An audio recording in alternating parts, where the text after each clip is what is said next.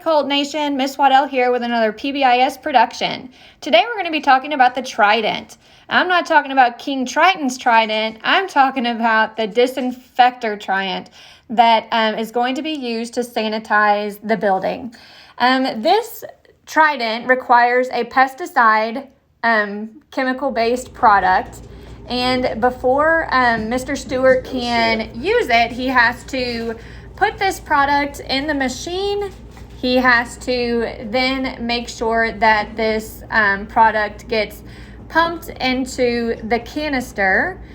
So right now there he is priming it. Now it's getting pumped in there, and since this is a pesticide, he has to make sure that he has his proper PPE. So once he fills the canister, he's putting on his gloves, he has a face shield, and now he's ready to go disinfect the room. Here we are outside of Mr. Walken's room. He is ready to disinfect the area.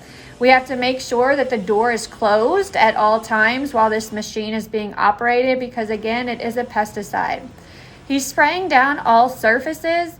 It is important to note that this machine cannot be used on keyboards or computers. Those have to be cleaned separately using another solution, Rejuvenol. So once Mr. Stewart is finished going through spraying all the desks and chairs, he would have to use a separate cleaner for the keyboards that you notice in Mr. Walken's room.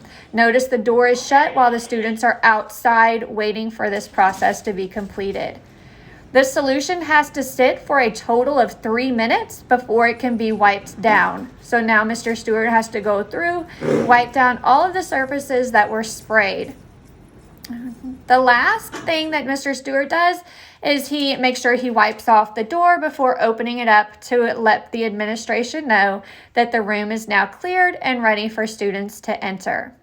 However, Mr. Stewart's job is not finished because the solution cannot be stored in the trident. It has to be, any excess that was not used has to be dumped out, and the trident has to be cleaned out after every single use, or the material will dry up inside of it.